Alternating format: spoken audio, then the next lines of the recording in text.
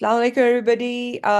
We are here with a very special guest today, whose name is Dr. Philipp Bleek. He's a professor of non-proliferation and terrorism studies at Middlebury Institute of International Studies in Monterey.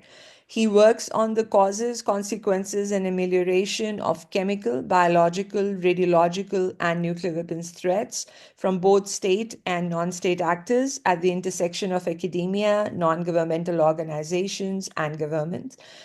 In 2012 to 2013, he became senior advisor to the Assistant Secretary of Defense for nuclear, chemical, and biological defense programs.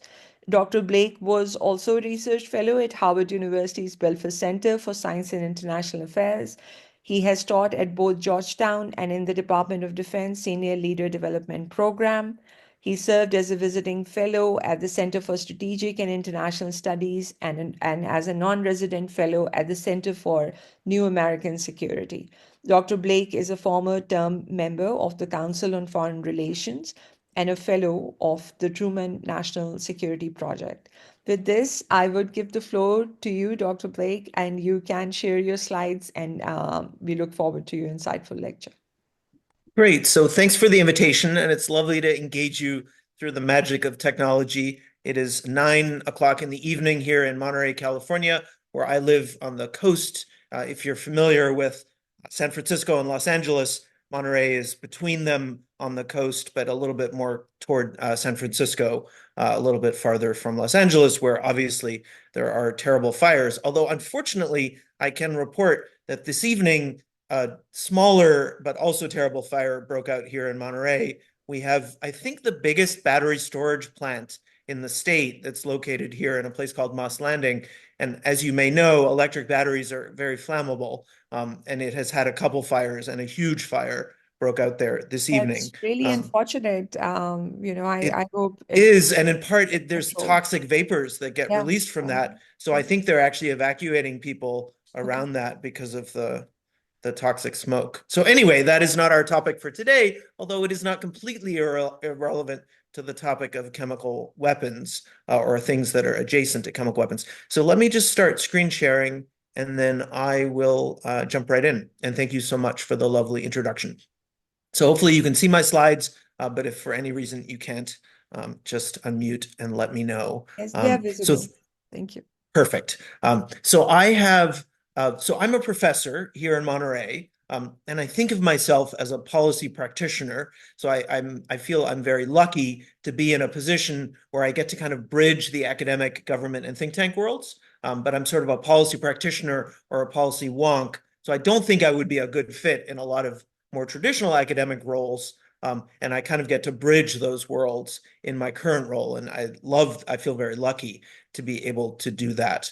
I'll tell you a little bit more about my background in a second, but I had an opportunity back in 2012, 2013 to serve in the Obama administration, and that's primarily what I'll be talking about. And I have a talk that I've given many versions of in the years since that I've slightly updated to focus a little bit more on the intelligence dimension of that topic. I have, that's interesting. Why won't it let me?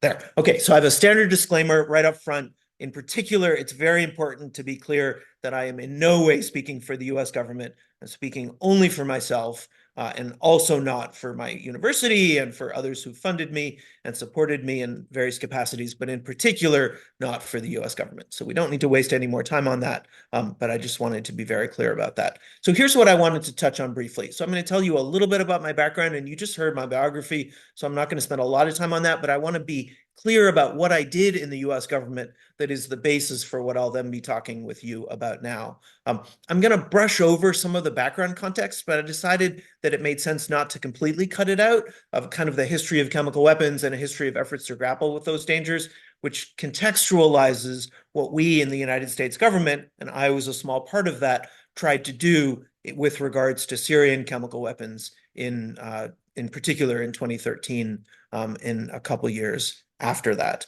And then I'll unpack this Syrian chemical weapons situation, informed by my own work, both in government and actually when I came out of government. I got a grant from the Defense Threat Reduction Agency to do a lessons learned study about the Syrian chemical weapons elimination, having just worked it for a year inside government. And so it's a case that I have, I would say, particular familiarity with. And it's a really interesting case study of intelligence and the ways in which intelligence informs the practice.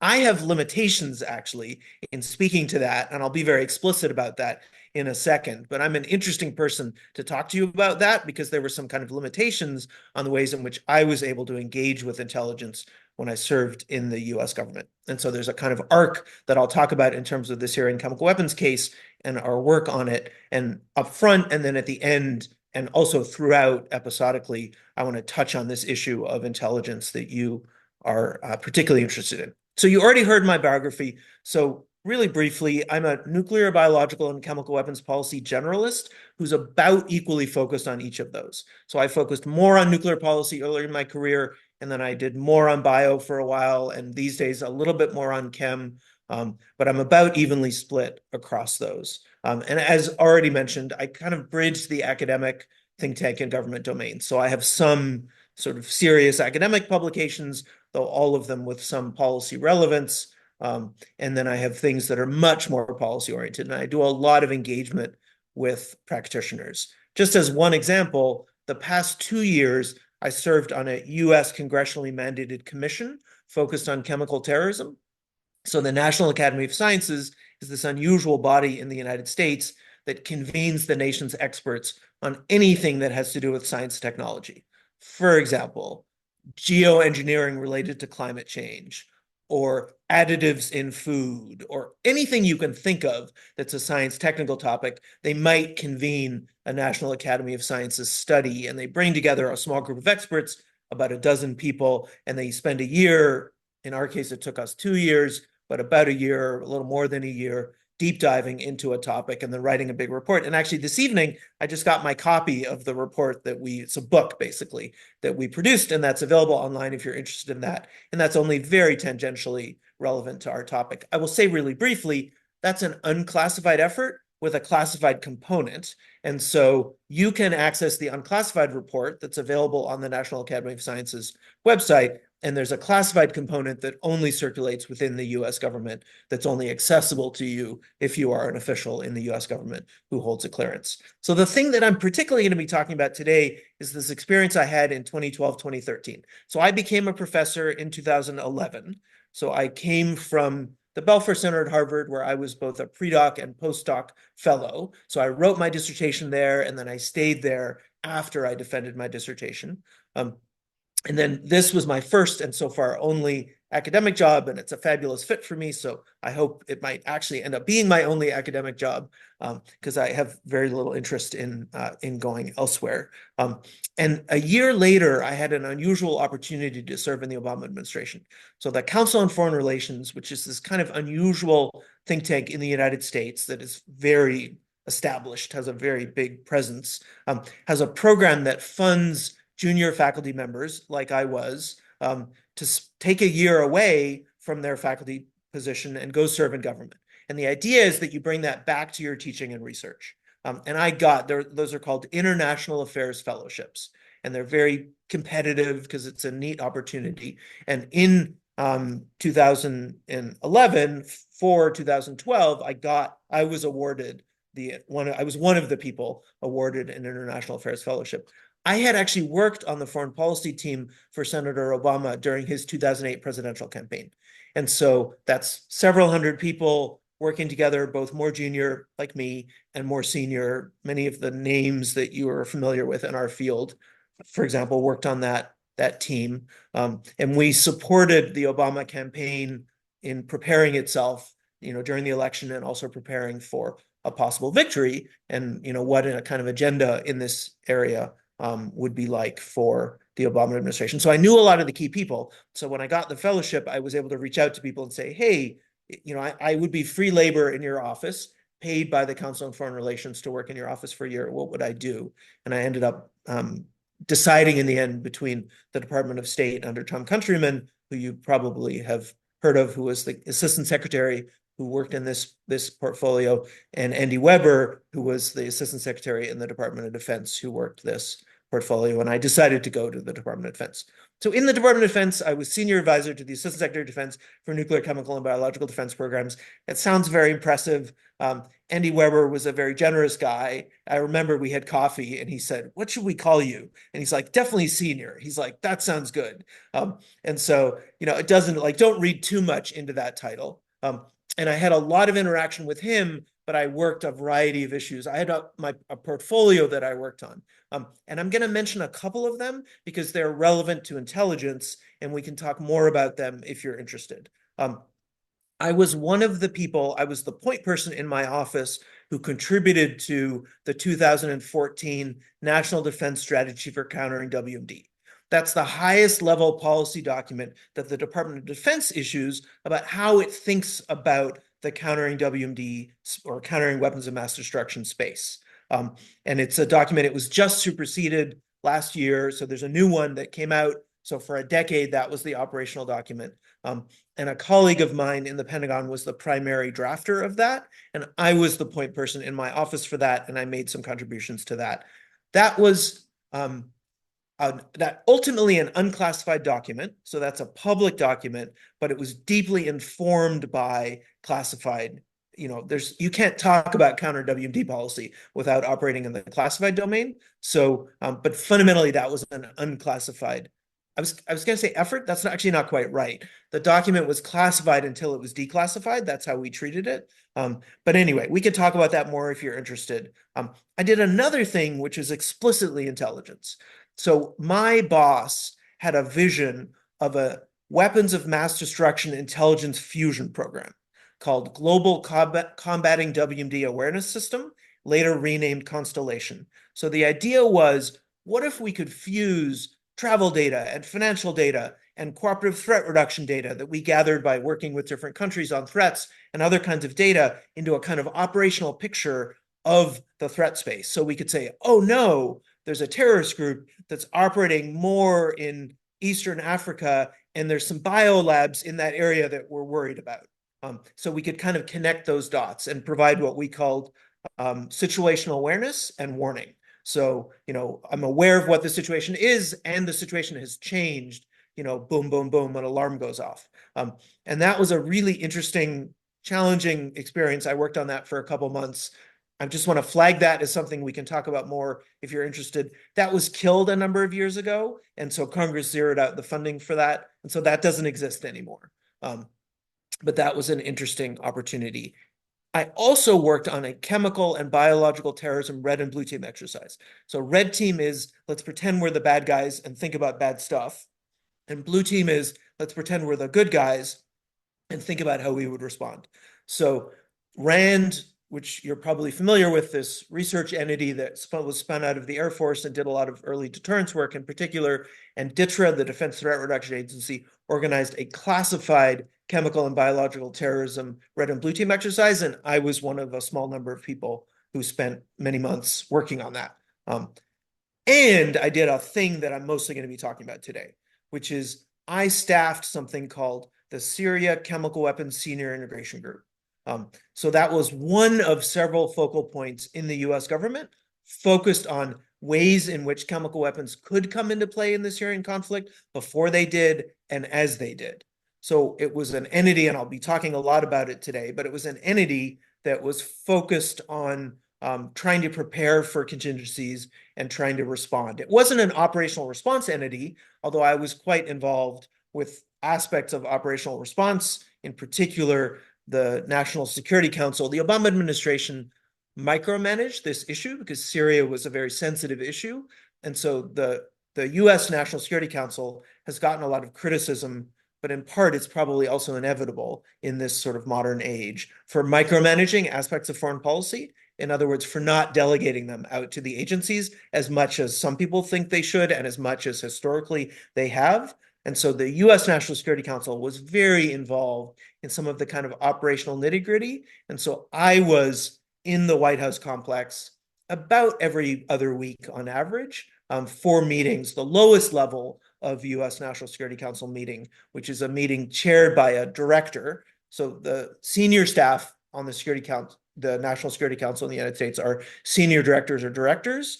directors being the more junior one. And so I was in meetings mostly chaired by a director and sometimes a senior director. The senior director, by the way, was Laura Holgate, who you're probably familiar with because she's just wrapping up her second term serving as our ambassador to Vienna, where she's our ambassador both to the International Atomic Energy Agency, but also to other issues. Laura has been a wonderful mentor to me over the years, in particular when she was at NTI before going into government. And so that was one of the relationships that I brought into government. And I'll just say as a little side note, one thing that was striking to me about serving in government was the degree to which those personal relationships mattered.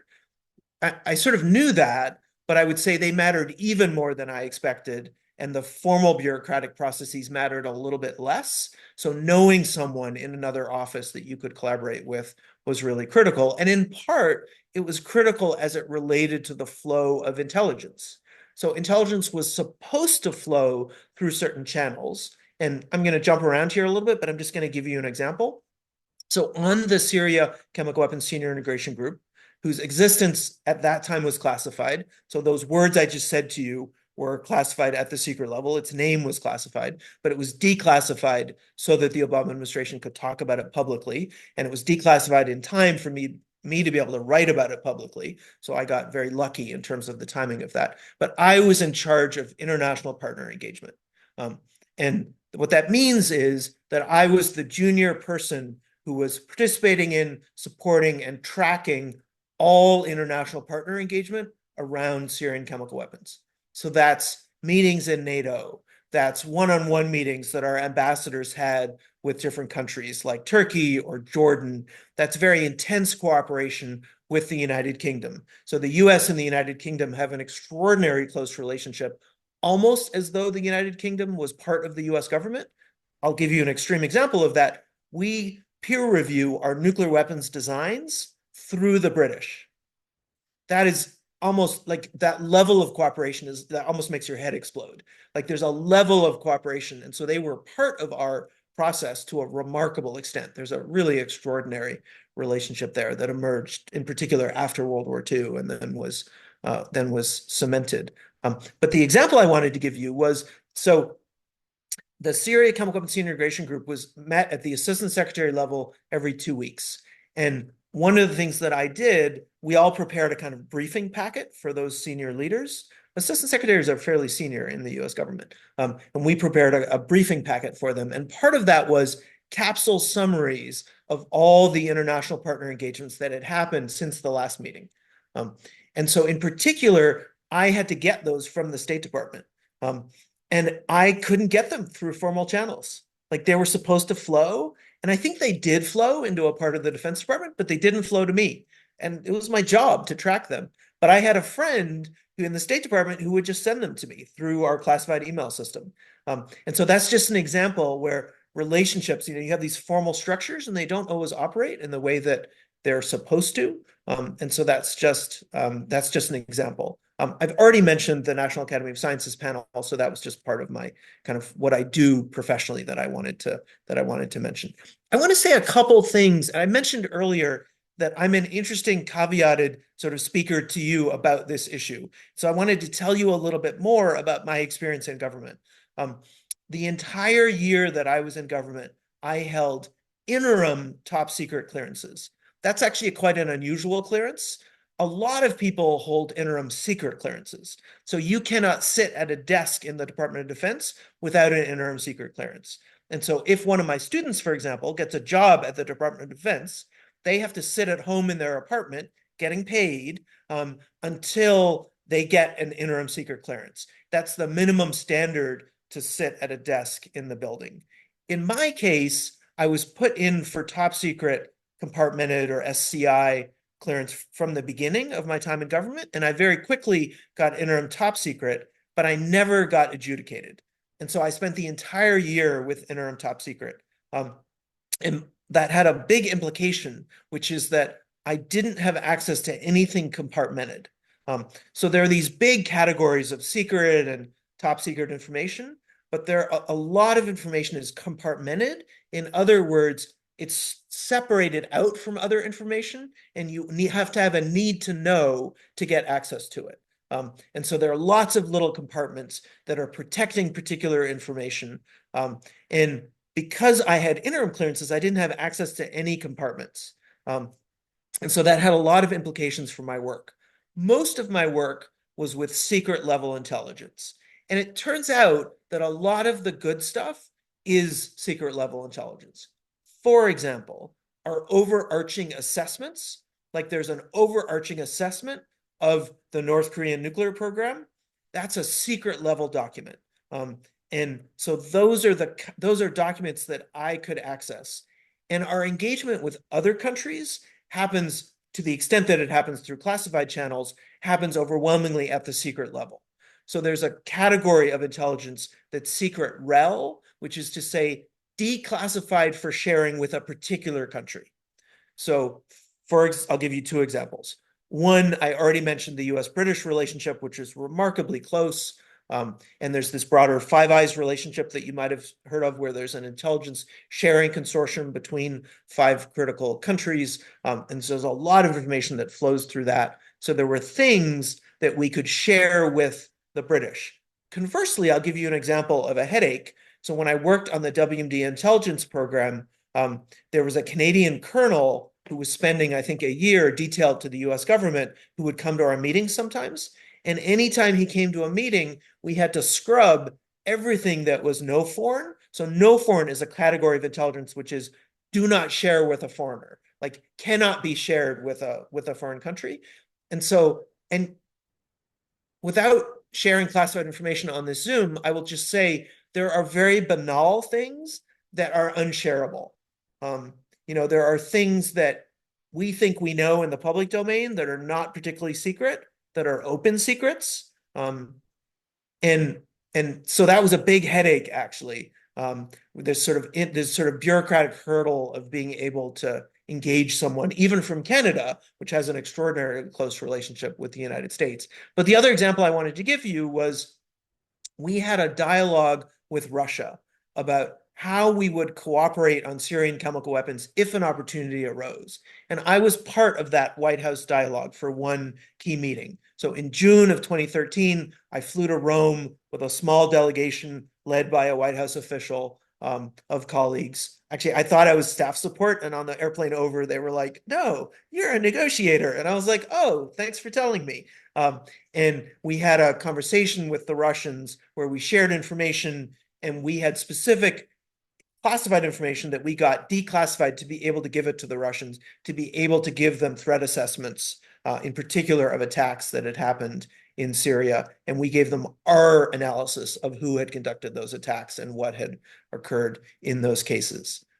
So I was able to be the point person for the international partner engagement piece on this Syria task force, even though I could not access compartmented top secret information, because that's overwhelmingly something that we worked at the secret level. But that had some implications. So one implication is that I couldn't access operational intelligence. So for example, the Syrian regime started conducting small chemical weapons attacks either in December of 2012 or early in 2013, before the big attack, August 21st, 2013, that crossed the red line and galvanized the crisis. We'll talk about that more. And the next morning, there would be a US government assessment of what had happened. And all my colleagues could read that except for me. And so they would kind of haze me. Like they'd be like, "Oh my gosh, did you see what was on page 3? Like, can you believe? Like, oh my gosh, that was a crazy document."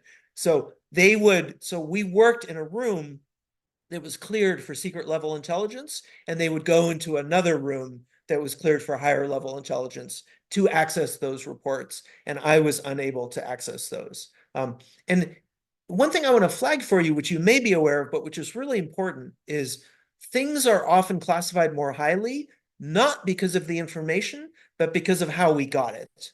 And people often refer to that as sources and methods.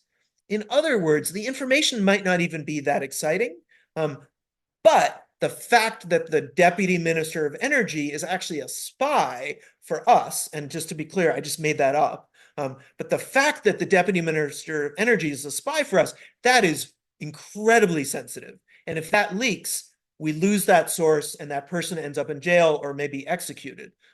The fact that we can listen to the cell phones of Syrian senior regime officials, again, if that leaks, that's incredibly sensitive. And actually, in that particular case, the Obama administration made public a lot of communications intercepts that we had of Syrian government officials, and so they decided to make that public.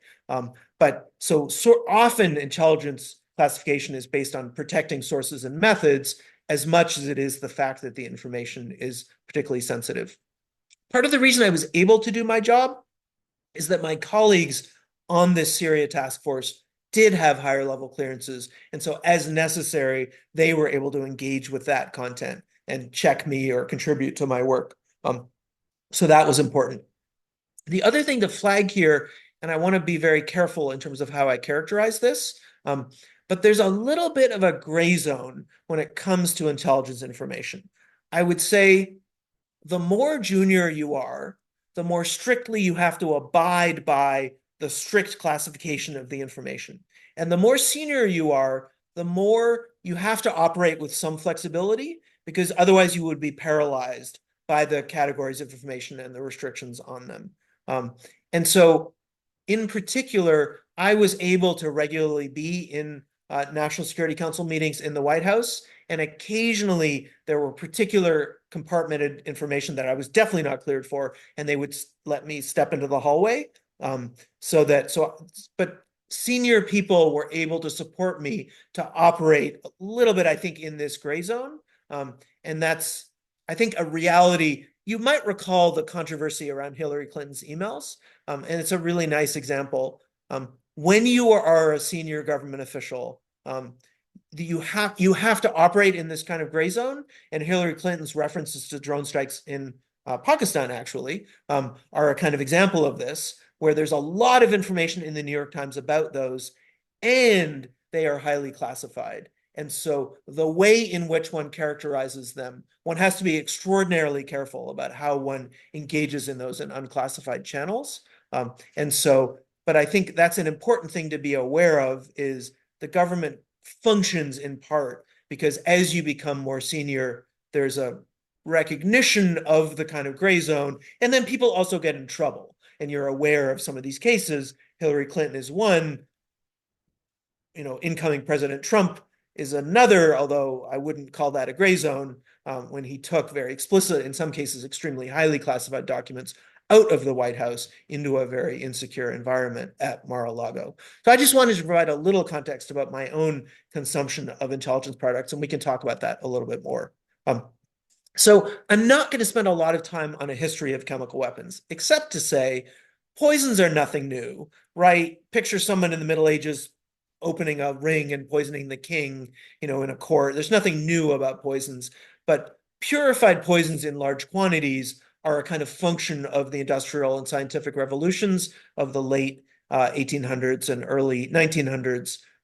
And in particular, obviously, chemical weapons emerged in World War I, and then there's this kind of interesting complex history associated with them, including in the context of World War II, where they saw very limited use in the European theater, though more substantial use by the Japanese in Manchuria, and then episodic use since then. And that's not our focus today, but there are lots of things that we can circle back to here, including, I'll just quickly flag for you, the Japanese Aum Shinrikyo cult. I worked on the only study that, to the best of my knowledge, debriefed the actual Japanese Aum Shinrikyo cult members about what they did before the Japanese government executed them a couple of years ago. So that was a really interesting experience I had earlier on in my career that we can talk about more if you're interested.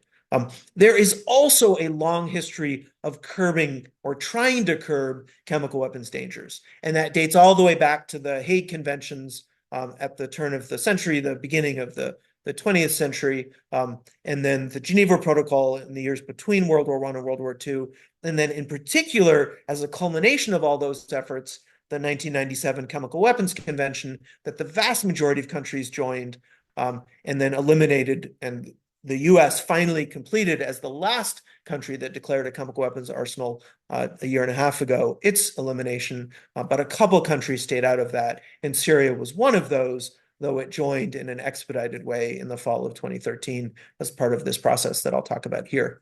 Let me provide a little bit of context here, and I'll touch a little bit more on intelligence issues as well. Syria had a chemical weapons capability that went back many decades. And that's a chemical weapons capability that we think was intended, or at least primarily intended, as a deterrent against Israel, both against Israel's nuclear weapons, so as a kind of poor man's or poor person's atomic bomb, a kind of asymmetric deterrent to Israel's nuclear weapons, but also Israel's conventional capabilities, right? And Syria had direct conflictual experience with Israel and an extremely antagonistic relationship. And so we think that Syrian chemical weapons were developed overwhelmingly as a kind of deterrent against Israel. Interestingly, as a little side note, Israel took that threat quite seriously, and Israel was the only country that until a few years ago issued gas masks to all of its citizens. And as a little side note that's even more of a tangent, but is, I think, a really fun piece of information, we in the United States supported rebel fighters in Syria who were fighting the Assad regime. In particular, and this was a term that was sometimes mocked, moderate Islamist fighters. So we tried to identify people who were moderate rather than extremist, and to support them. And we supported them initially in non-lethal ways, not weapons, like fax machines and money, and then later in lethal ways, so providing them with weapons. And part of our support is that we gave them information and also equipment to protect themselves against chemical weapons attack.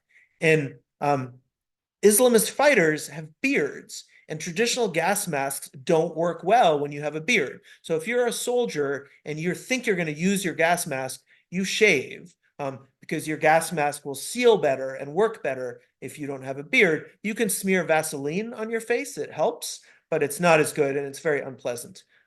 The world's leader in gas masks for men with beards is Israel, because they have an ultra-Orthodox population of men who religiously grow out their beards. So we procured Israeli gas mask technology and provided it to moderate Islamist fighters in Syria. This is an unclassified piece of information. I think it is an incredibly little, I've actually never seen it anywhere else, including in David Sanger's book, which is quite good about this episode. So as a little side note. The Syrian regime's chemical arsenal, when the Syrian civil war broke out in the context of the Arab Spring, and you might remember initially that the Arab Spring broke out in other countries, and the Syrian regime was very proud of the fact that it hadn't broken out in Syria, and got a little, as we would say, ahead of its skis in celebrating that fact. And then the Syrian civil war broke out in Syria in early 2011. And initially, chemical weapons were not used. I'll talk in a second about how the US government thought about that issue from the beginning. And then beginning in either December of 2012 or early 2013, chemical weapons were used in these limited attacks.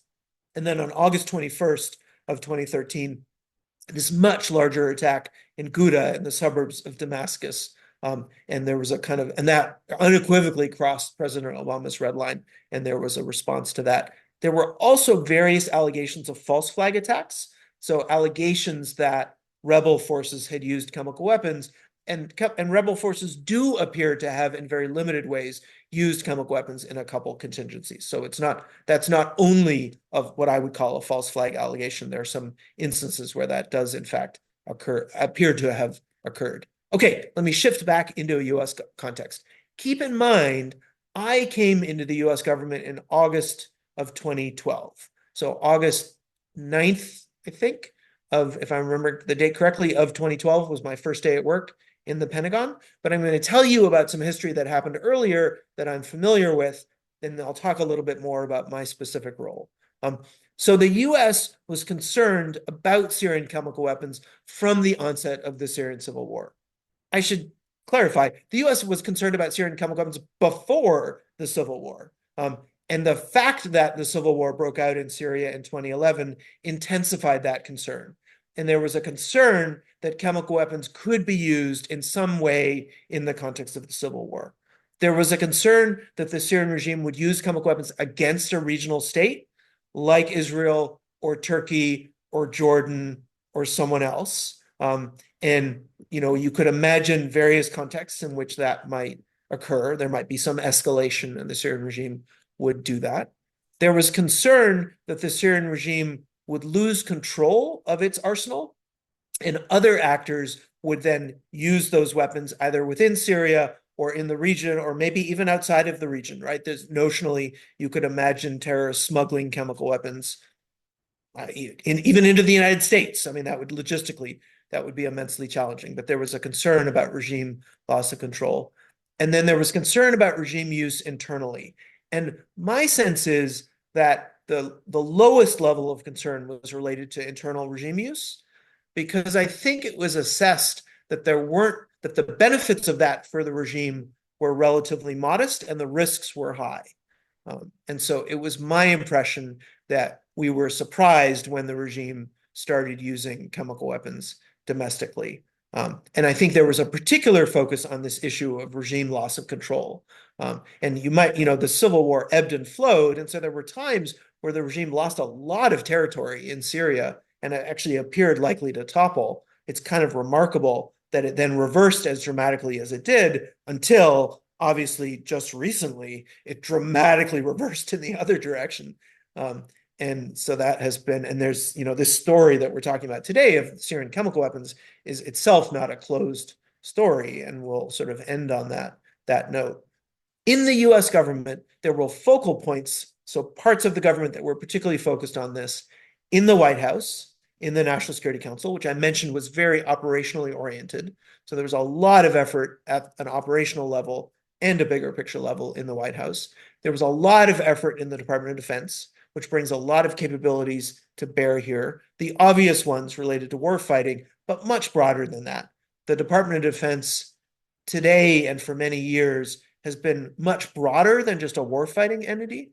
For example, a lot of diplomatic capacity now resides in the Department of Defense, right? We have a lot of personnel around the world who can engage with foreign countries and a lot of resources and the ability to, and not just weapons, but trucks and airplanes. And so the Department of Defense plays a much broader role than its name would suggest. And in fact, the National Defense Strategy for Countering WMD that I worked on earlier, that replaced a prior national military strategy for countering WMD, and that was very intentional. So the idea was this isn't just a military problem, right? There's a lot more that the Department of Defense does these days, like cooperative threat reduction, for example, and many, many other things that fall outside a kind of narrow military window. And there was a lot of activity in the Department of State. So there was a lot of diplomatic activity, in particular with NATO allies, in particular with regional countries. So a lot of conversations, a lot of information sharing, later a lot of capacity building.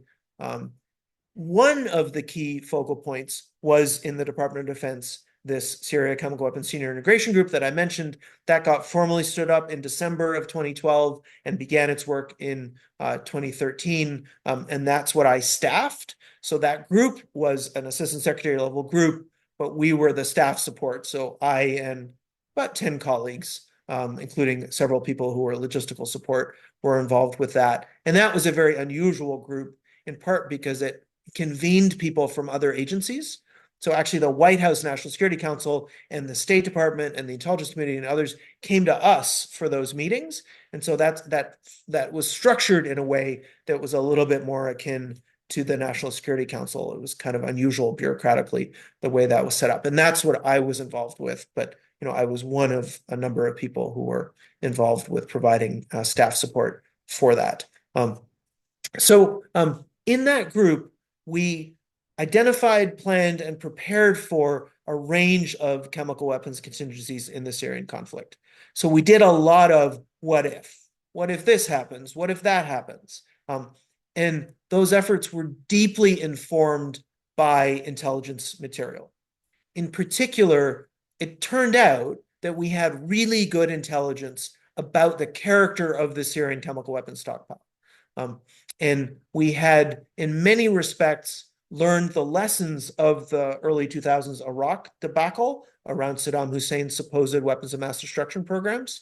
Um, and that in consuming intelligence context, it was very striking to me that content was very careful in terms of clarifying what the evidentiary basis was for assessments and relatedly what the confidence level was in particular assessments. And so there was a whole vocabulary expressing the levels of confidence and caveating and there's a very and the intelligence community I think really internalized some of the lessons of the mistakes that happened and the efforts after those mistakes to learn those lessons. And so that was really interesting as a consumer for me to see that kind of caveated, careful language, and a lot of also thinking about the limitations of our intelligence. What are the things that we don't know, or what might be surprises. So we prepared for various contingencies. A lot of this is now public, but not all of it is public. So there are many levels at which a problem like this gets tackled. And there are particular operational and other aspects that have not and may not or never or may not for a long time be made public. But I would say the big picture here is unusually public for something that's so recent, because in the aftermath, the Obama administration had this opportunity to disarm the Syrian chemical weapons program and wanted to be able to talk about that. And so a lot of things were made public that usually would take a much longer time to become public, if they became public at all. We worked through bureaucratic, diplomatic, and technical issues. So bureaucratic, who and with what authorities? So who's going to do this, and with what authorities, and with what money? That's really critical. When you're in the government, there's sort of two fundamental questions. Where's the money and what's the authority? So you have to have the money, and there are pots of money that are more flexible, and you can repurpose money as long as you do it in a way that doesn't come back. So there are pots of money that are more flexible, and we repurposed small pots of money to work on this issue. And we kept Congress in the loop as we did that, because you can go to Congress and say, we have an urgent need, so we're going to take this money that you, Congress, allocated for something else, and we want to spend it on this thing. Are you okay with that? And then the congressional committees will say, yes, we're okay with that. And the reason that you do that is otherwise you can spend the money, but the next year you get punished by having your budget cut. And so there's a really critical congressional executive branch relationship there. And there's a lot of information that flows between Congress and the executive branch, a lot of engagement. But the other thing that's really critical here is authorities. You have to have legal authorities under which to operate. And so there's a lot of, the degree to which lawyers are in the room helping to shape the decisions is remarkable. And part of what shapes decisions is international law, and international law about the conduct of warfare, but also domestic law, and the ways in which those inform the way in which government acts is something that I knew that on some abstract level, but experiencing it was different. So there were a lot of bureaucratic dynamics. There were a lot of diplomatic dynamics, a lot of cooperation I already mentioned with the Brits, with regional countries like Jordan and Turkey, with our NATO allies and others, and this unusual dialogue with Russia. So we had a dialogue that was started at the National Security Advisor to National Security Advisor level, and then pushed down to a working level. And that's why someone like me was involved with it.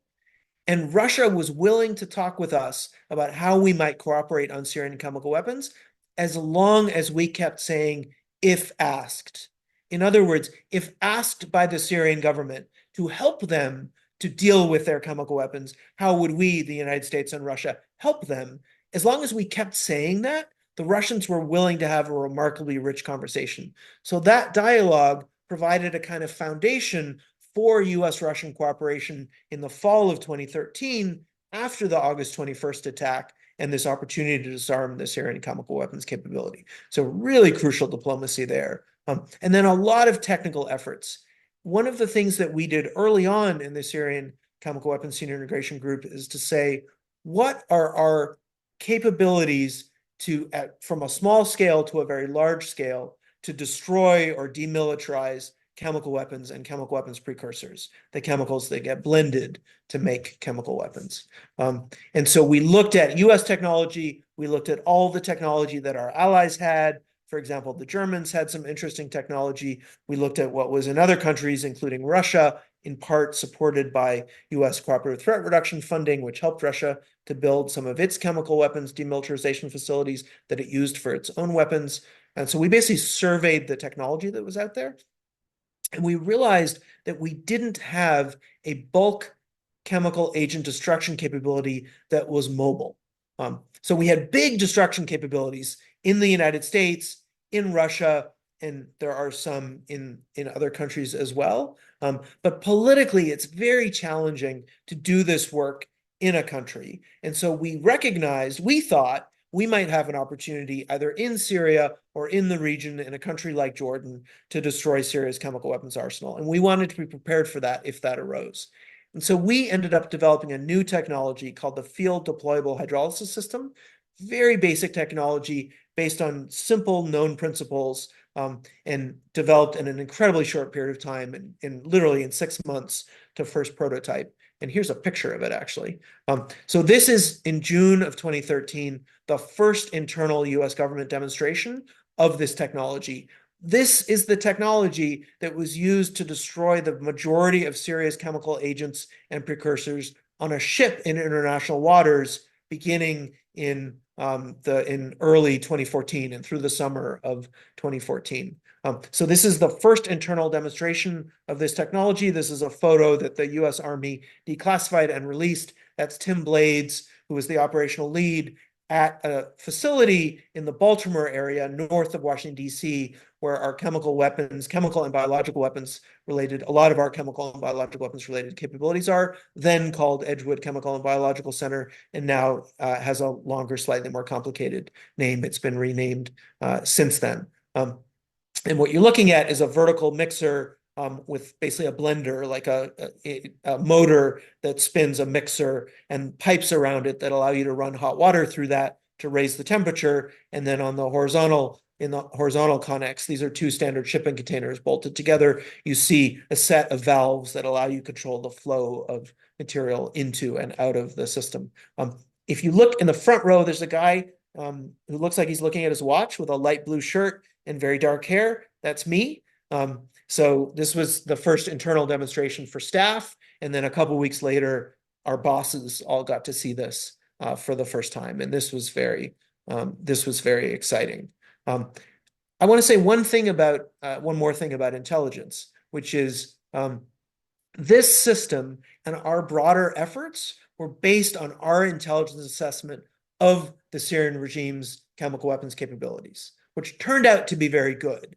So the chemical weapons that the Syrian regime declared and got rid of matched very closely our intelligence assessment. And we know that because it's all declassified now. So we developed these capabilities specifically intended to disarm an arsenal that we thought we had a very good assessment of, and we were right. So these efforts were deeply informed by our intelligence assessments of Syrian capabilities. There's lots more that could be said here, but I'll keep going in the interest of time, and I want to make sure we have lots of time at the end for Q&A too. You are familiar with the red line dynamic, so I'm not going to revisit the details. But Obama in 2012 and 2013 articulated several times red lines. I was in the room twice when he articulated red lines. And in different ways, he said, if the Syrian regime uses chemical weapons at scale or moves them in large quantities, that's a red line. That will change my behavior. That will have consequences. He implied military consequences without stating it. After the August 21st, 2013 attack, the big attack that killed about 1,400 people in the suburbs of Damascus, the administration telegraphed that it would militarily respond. And then he second-guessed himself. And he publicly said, we are going to respond, but at a time of my choosing, and we're a democracy, and so I want Congress to deliberate about this. And that was the kind of red line debacle. I would say many people would characterize it as at least something that was very poorly messaged. But then out of that emerged this unusual opportunity where under pressure from their Russian patrons, who feared that US military attacks that would eventually happen would pull the United States more into the conflict, under pressure from Russia, the Syrian regime offered up their entire chemical weapons arsenal, a much more substantive concession than what military strikes would have inflicted on them.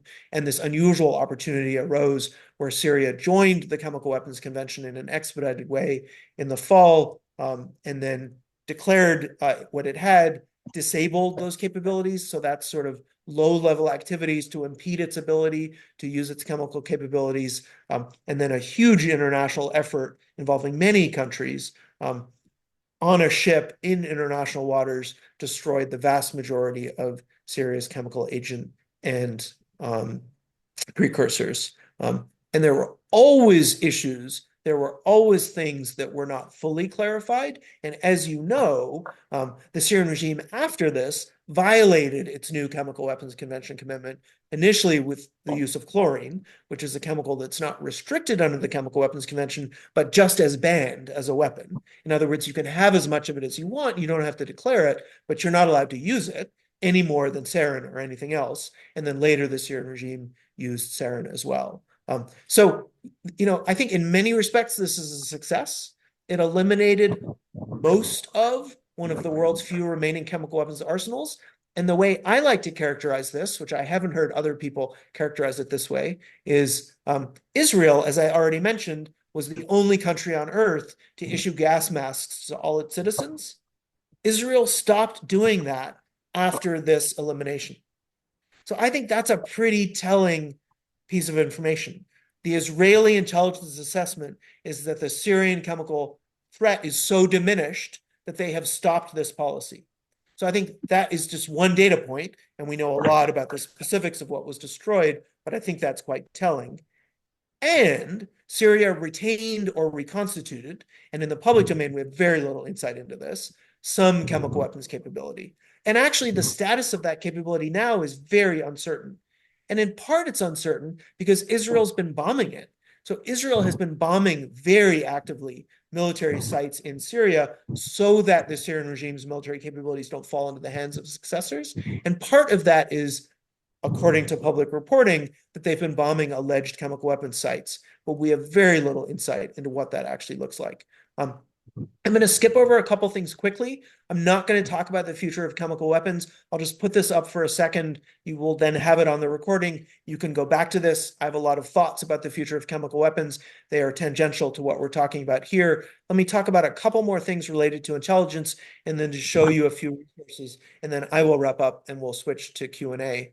I have a couple more thoughts about the intelligence dynamic here. One, and I've already mentioned this, is intelligence profoundly shaped the US government's actions in this case. And there was an incredibly effective, I would say, degree of intelligence sharing within the US government. And I just want to stay on that for a second. That's not a given. So bureaucracies often don't want to share intelligence with each other. They don't trust other bureaucracies. They're competitors for limited resources.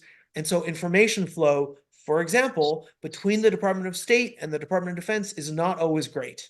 And so within the US government, I would say on this issue, there was remarkably effective intelligence sharing.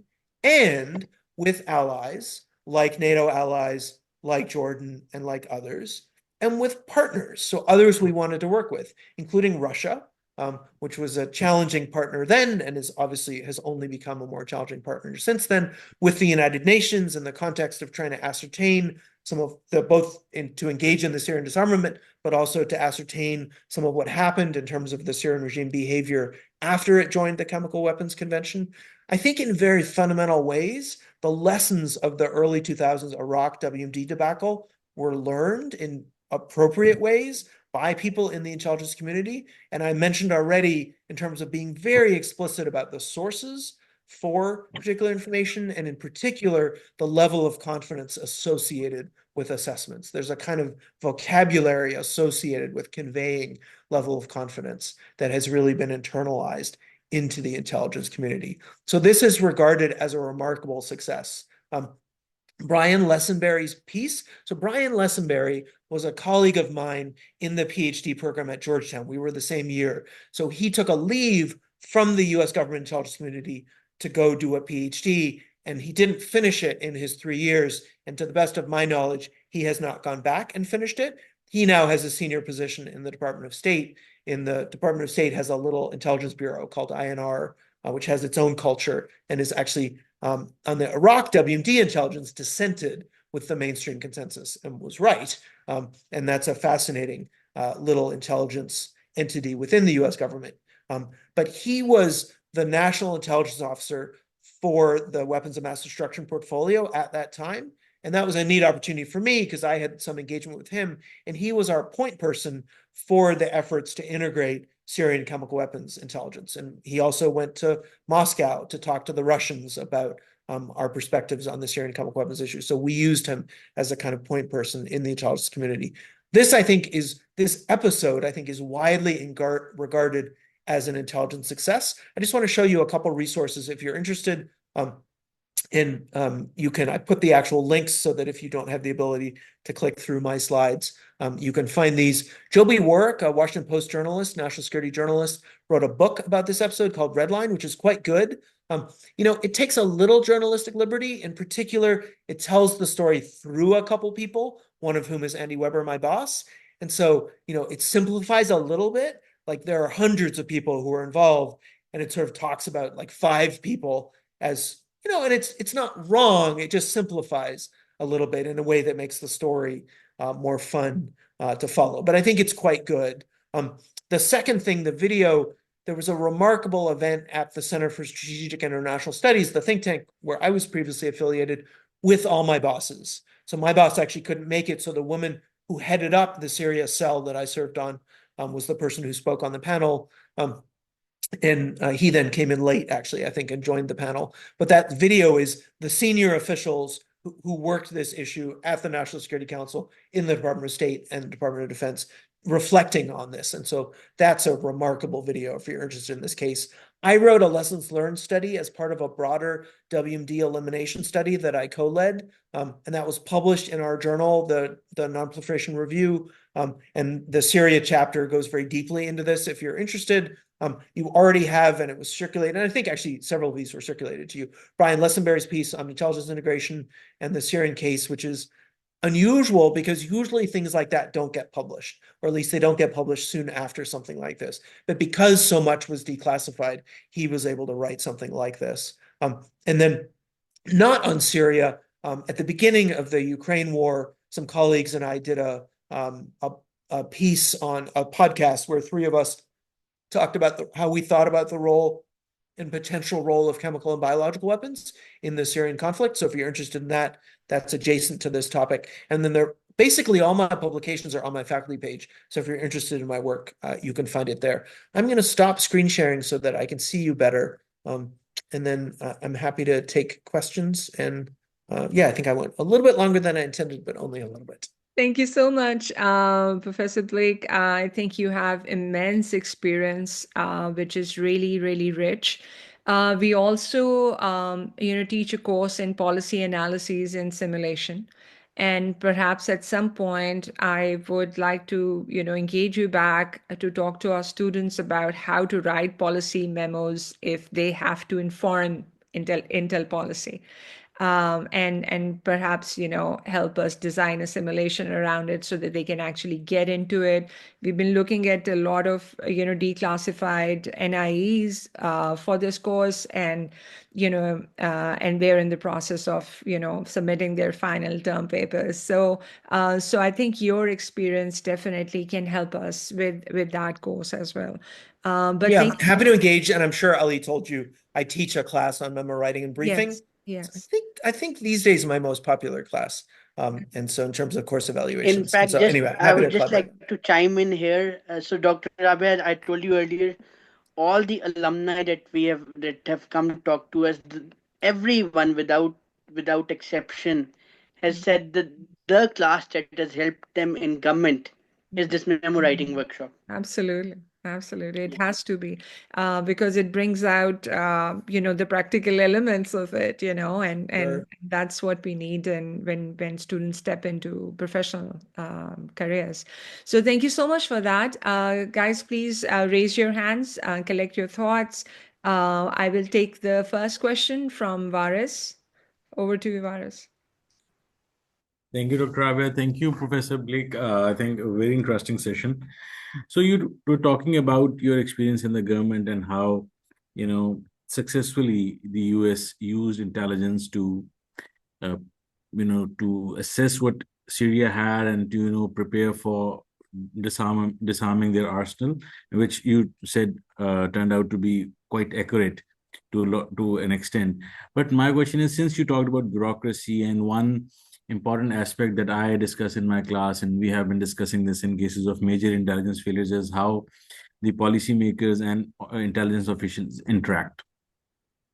A lot of time there's a political bias. A lot of times there are gaps of trust gaps. But in case of Syria, we see that a lot of those gaps have been filled. Uh, Probably are lessons from Iraq or something like that. But given your experience, can you talk about problems concerning this policy and intelligence interaction in the meetings you might have faced, and even the differences you might have seen in the approaches of both intelligence officials and those who are working in the policy circuit? Can you please elaborate Sure. on that? Professor Blake, can I add one more question to the list? Yeah, sure. Adan, over to you, please. You're muted.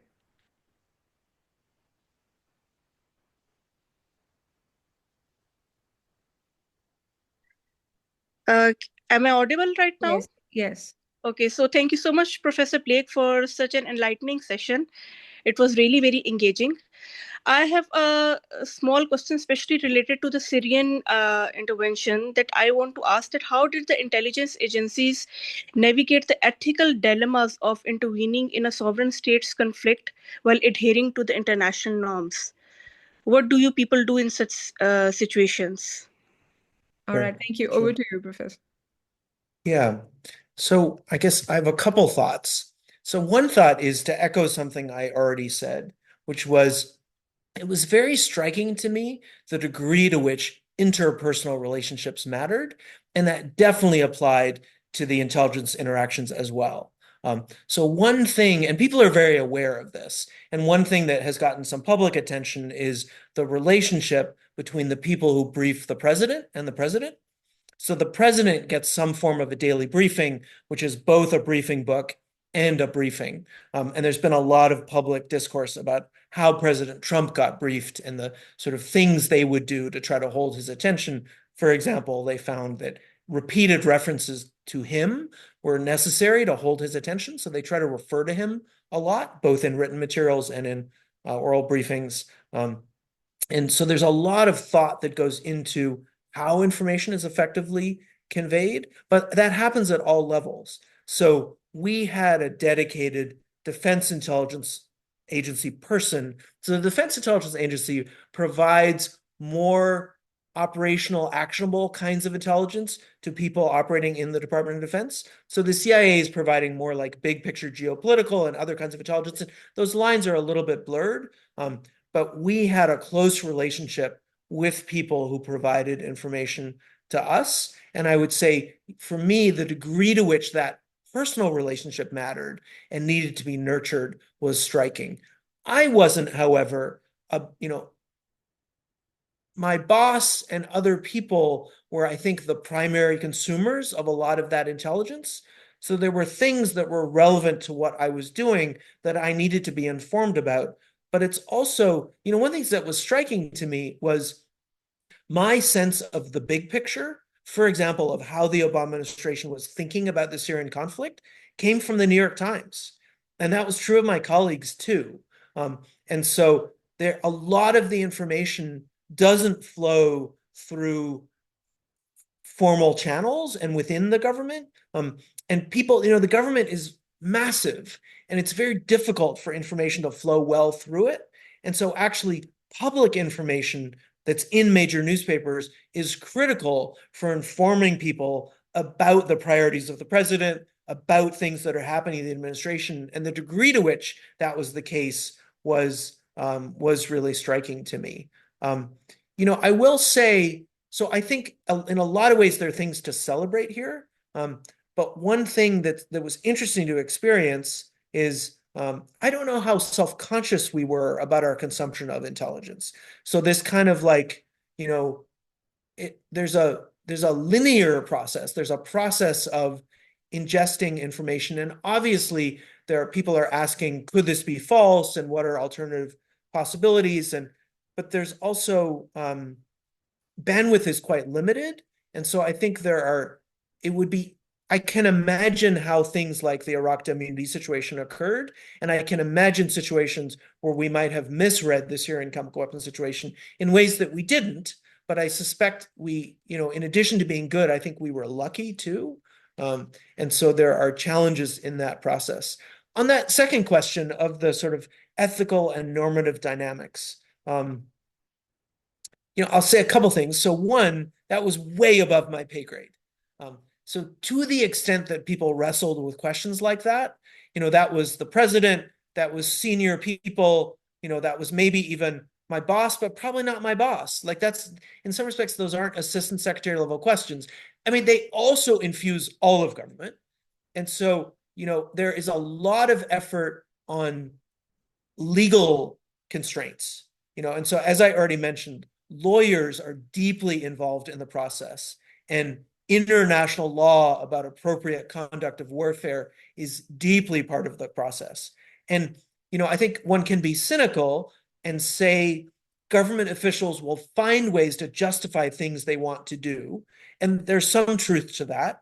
For example, in the George W. Bush administration, when they wanted to torture people, they found ways to write legal memos and to find structures where they felt that they could justify those actions in a way that many people, myself included, regard as very problematic. So I think there's some basis for cynicism. And I will also say the constraints are real and they shape the conduct in important ways. And there are ways in which people have internalized the notion that it is important to them to be law-abiding. It is important to us to be law-abiding, whatever that means. And that's obviously open to interpretation. And so I think there are a lot of ways in which these sort of legal and ethical things are part of a way of thinking and a way of acting that does shape and bound actions, even as, there's some room for cynicism. And, a lot of the action is, has the quality of being amoral, not immoral. So it's sort of, there's this sense of being technocratic and of those issues being, anyway, I'm trying to talk about this carefully, but I think the most important thing to say here is those are things that get grappled with at very high levels, and for the operational issues that we were dealing with, I think they were somewhat less relevant. But it's a really interesting question. I'm reflecting on it a little bit more myself now too. Thank you so much. We have 4 questions posted in the chat. One is from our Nigerian student, Harasu, and he says that how did the US evaluate and address intelligence gaps concerning Syria's ability to both produce and deploy chemical weapons? If you could speak a bit about that. The second question, they're visible to you on the chat, right? Just to reflect back. I'm just looking at them, but I'm actually looking, the question you just read, I don't see. Who was that question from? It's Harisu Muhammad. The first question that's posed. Oh, I just found it. Yes. Yeah. I was reading from the bottom. Yeah. So, yeah. And the second I'm going to say is by Lukman, what lessons for Syria's chemical weapons crisis are being applied to current and future threats? Perhaps you can take these 2 and then we'll move to the next 2. Yeah, sounds great. So on the first question, let me think for a second about whether I have anything interesting to say. I think,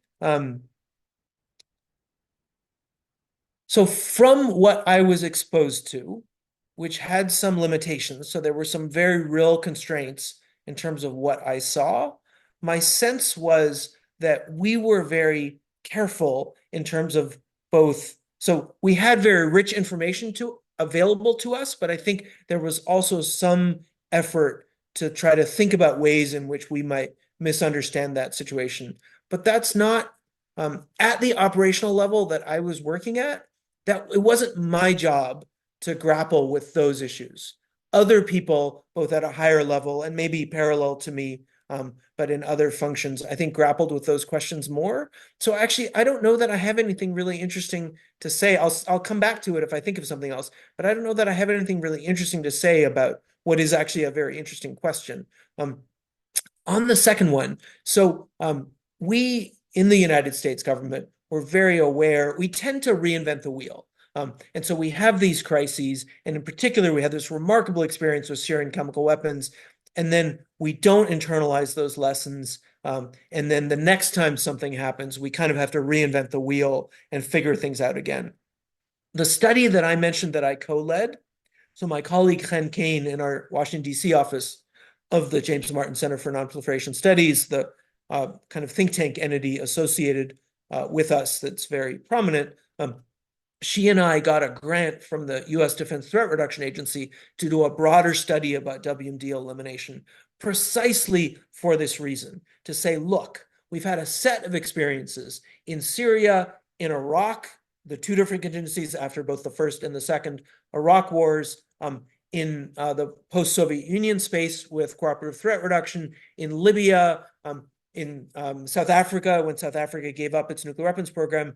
And these are very, very different contingencies, but they're all what we defined as WMD elimination. So situations where the US government, working with partners, had opportunities to eliminate WMD capabilities in other countries. That's what we meant by WMD elimination in the context of this study. And so we thought, can't we systematically try to learn the lessons of some of this? And so we have a special issue of our journal that was published with case studies about every one of those episodes, with chapters about the technical and diplomatic and bureaucratic and other dimensions of this challenge to try to do this systematically. And we briefed that around the US government in the Defense Threat Reduction Agency, in the Department of Defense and elsewhere. And so that was in part an effort to do this. But this is actually not something that the US government does well. And after the Syria case, I know there were some efforts within the US government, and there are ongoing conversations in the US government around, how do we internalize some of the expertise? How do we entrench some of this? How do we learn some of the lessons so that we don't have to reinvent the wheel? And this is a problem more broadly in the chemical weapons space, because the final country that had declared chemical weapons under the Chemical Weapons Convention, the United States, just recently finished disarming them. And so the capacity, the expertise associated with that, how to sustain that is a problem for the OPCW, the Organization for the Prohibition of Chemical Weapons, which is the implementing agency of the Chemical Weapons Convention. And so there's a lot of conversation about this more broadly in the context of the OPCW, not only in the context of the United States. And it's interesting to think about the future of chemical weapons and whether we will we need these capabilities? And I think in a variety of ways we might. The Russians in particular engage in a lot of targeted poisonings. That's something separately that I've done quite a bit of work on and some briefing around the US government on. So over the past months, that's something I've particularly been focusing on. And that's very different than indiscriminate chemical weapons use, but it's really challenging to respond to. And that's a form in which I think we're likely to see more of this behavior. But I also think that if you have more great power conflict, for example, between the United States and China, it's conceivable that chemical weapons could play a role, because chemical weapons don't work very well against soldiers who can protect themselves, except that by forcing soldiers into suits and masks, they dramatically degrade those soldiers' ability to do what they do, to run, to shoot accurately, to do all the things that soldiers do. And so I actually think you could see a reemergence of chemical weapons in that context as a kind of performance degradation mode. And so anyway, that All right. but I think the short answer is we don't do this very well. We don't learn the lessons very well, and we then have to reinvent the wheel. All right, thank you.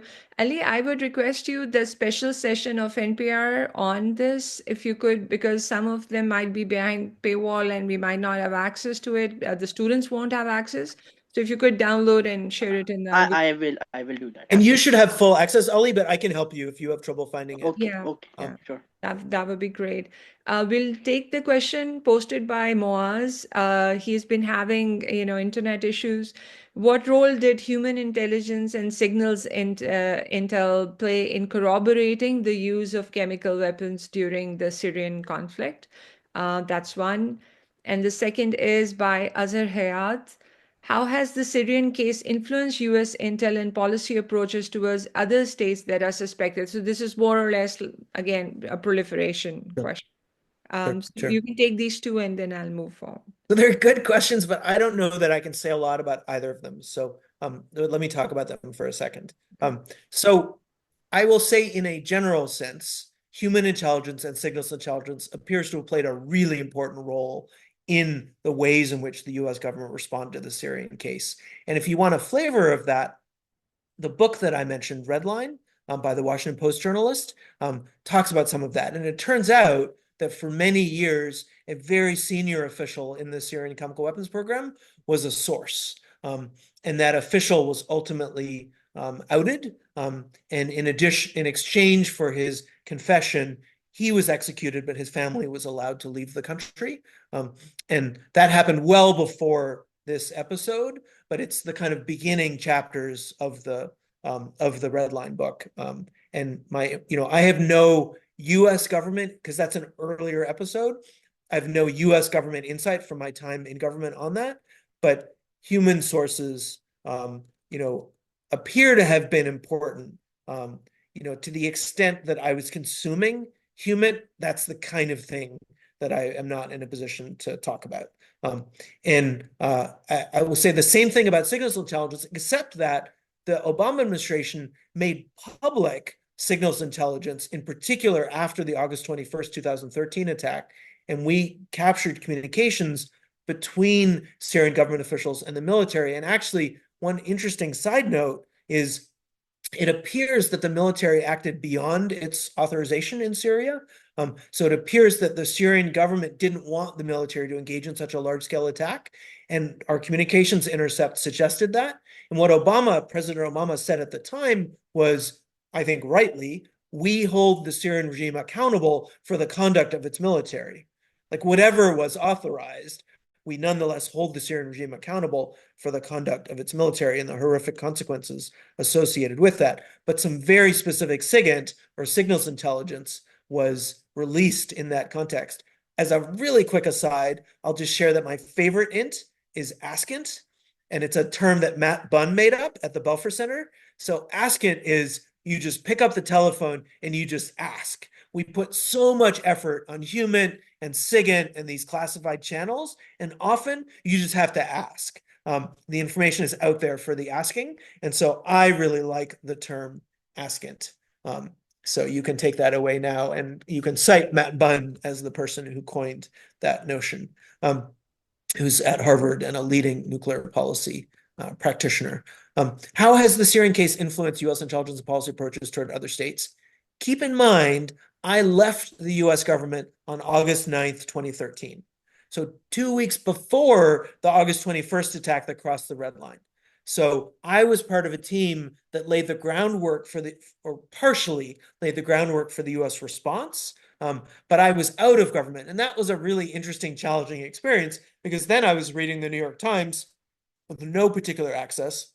Obviously, I had colleagues who were continuing to work this issue, who I had relationships with, but it's not like we shared classified information over email or the phone. And my security clearance evaporated at that point. And so I was just another citizen like anybody else, with the same public information access, but nothing more than that. So the shortest answer is, I don't know. As part of this WMD elimination study that we did in the couple years after this, we tried to do that, to try to entrench some of those lessons and shape policy. And there are ways in which this case has remained a kind of open file, because there were always uncertainties, and the Syrian regime used chemical weapons several times in the aftermath of this attack. And so this is both something that people are still thinking about as an active portfolio, but also surely something that if there were other contexts, people would be thinking about. And the obvious context is North Korea. So North Korea has one of the world's largest remaining, maybe the world's largest remaining chemical weapons arsenal. We think we know a fair bit about it in the public domain.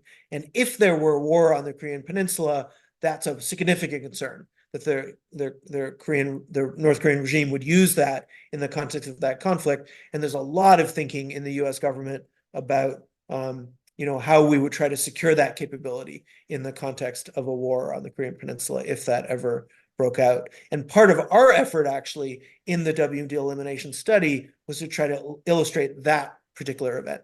So, what lessons can we take from Syria and from Iraq and from other contingencies for potential North Korean contingencies?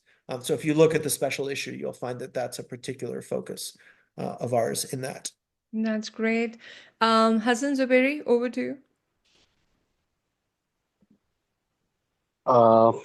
Thank you, Professor Blake. It was a very insightful session.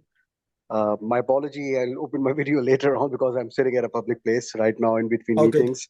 Yeah. So we discuss about the collection of intelligence. We discuss about the examples of Secretary Clinton as well as the Trump incoming President Trump about the emails and importance of the data.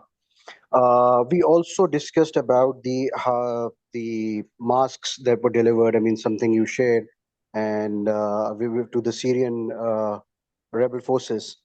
My question is, keeping in mind what happened in Iraq, and with reference to the weapons of mass destruction, that intelligence, which later became, I don't know what to call it, disinformation, misinformation, or how to place it. So, and based on that, there was a change of regime in Iraq, and till date, Iraq is not stable. Likewise, the same example from Middle East, the example of Syria. How much credible is the information that it led to the regime change? I mean, instead of a stable regime, we put let's say, at one time they were the enemy, the extremist forces, in place of an established regime in another country in the Middle East. So, how much credible we can take it as, because the past experience, particularly related to Middle East, is not that bright. So how you can say when the information was shared, how it was assessed and led to this decision? So I guess I would say a couple. Hey, nice to see you. I would say a couple things. The intelligence community sees its role as simply providing the best information that it can to policymakers, who then have to make their own decisions, and sometimes their own tough decisions on the basis of that information. My sense is that the quality of that information and the flow of that information there's a lot to appreciate about that. So, and I got a little flavor of that, albeit a kind of caveated or limited, flavor just because of the restrictions on my own ability to access that information, even while I was serving in government. I think some of what you flag is more about policy and political differences than it is about the quality of the underlying intelligence. And that's also true of the Second Iraq War. Weapons of mass destruction was one of several justifications for that war. It was the one that was the most widely accepted. So among the different people who were advocating for that war and among the public, it was the one that particularly got traction. But there were other pitches for the war.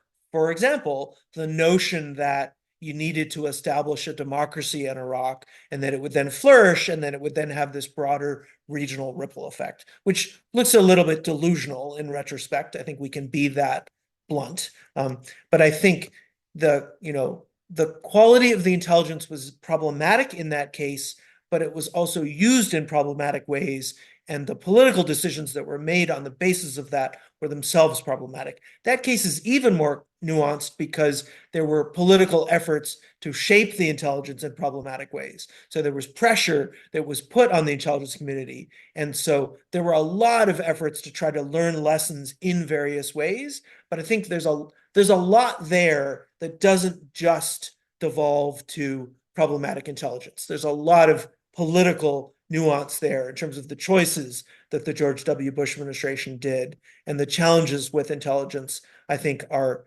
just one part of a very challenging episode for US foreign policy and international relations more broadly, with some really big, really negative ripple effects. I think there's basically a consensus at this point that that was a terrible mistake of US foreign policy with all kinds of undesirable consequences, which we have been and will be grappling with for many years.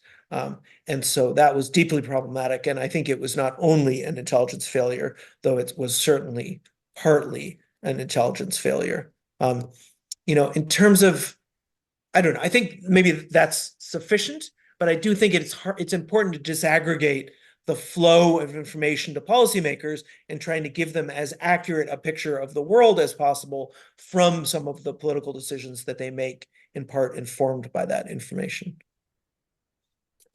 Thank you.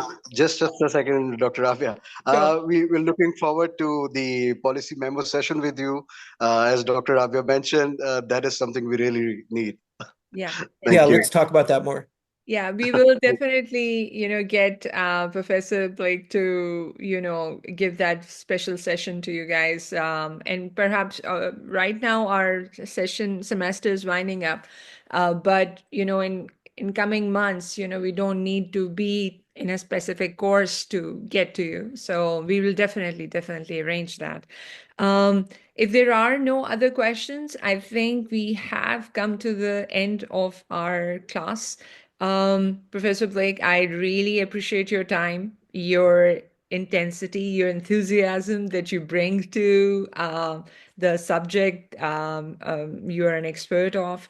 And I'm deeply grateful on behalf of the entire class here for sharing insights with us. And I hope, obviously, your red lines. You haven't crossed any because this is going up on the YouTube. So Yeah, so this is fine to put up on YouTube. Okay. Obviously, I've already caveated that this is Yes. I'm sharing my personal reflections and not in particular speaking for the US government. This was fun. Thank you for the invitation. It's about 10:30 at night now, so it's almost my bedtime. But this was worth staying up for. Absolutely. And I'm happy to engage further. Thank you so much. Have a great evening, and thank you so much, everybody, for being here. I will be in Lahore next week, and I am looking forward to meeting all of you. Take care. Over and out.